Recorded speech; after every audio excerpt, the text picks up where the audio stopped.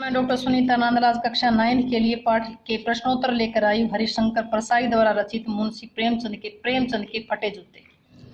हरिशंकर प्रसाई ने प्रेमचंद का जो शब्द चित्र हमारे सामने प्रस्तुत किया है, उसमें प्रेमचंद का कौन सा व्यक्तित्व, कौन सी विशेषताएं उभर कर हमारे सामने आती है।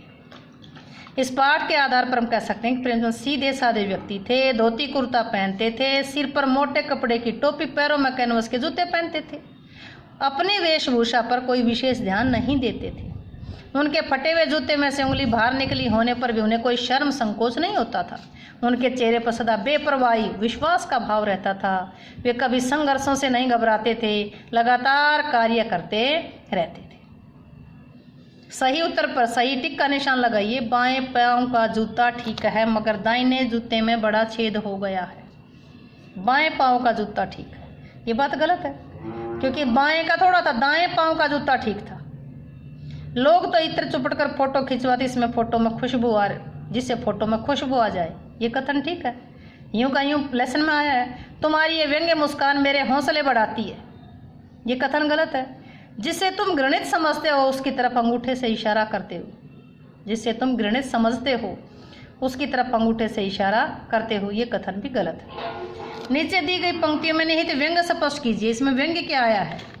जूता हमेशा टोपी से कीमती रहा है, अब जूते की कीमत और बढ़ गई और एक जूते पर 2500 टोपियां न्यौछावर होती है।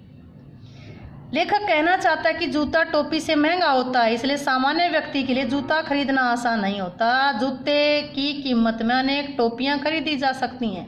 टोपी तो नई पहनी जा सकती है पर जूता नया नहीं लिया जा सकता, जूता महंगा है।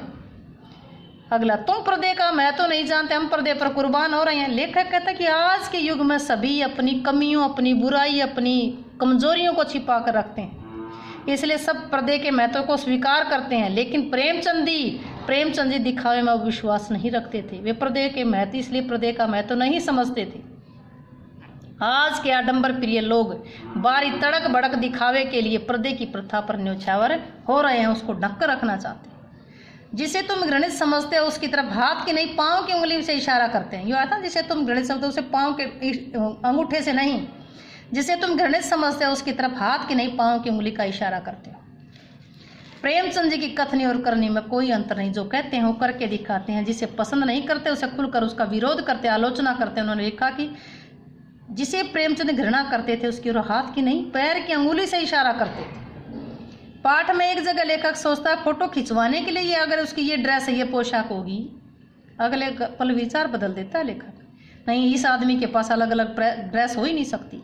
आपके अनुसार इस संदर्भ में प्रेमचंद के बारे में लेखक के विचार बदलने की क्या वजह हो सकती है? लेखक का विचार क्यों बदला होगा प्रेमचंद के बारे में?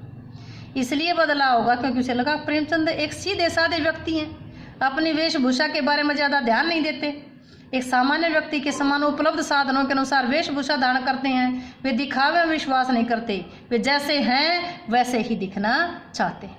आपने ये व्यंग्य पढ़कर कौन सी बातें आपको आकर्षित करती हैं?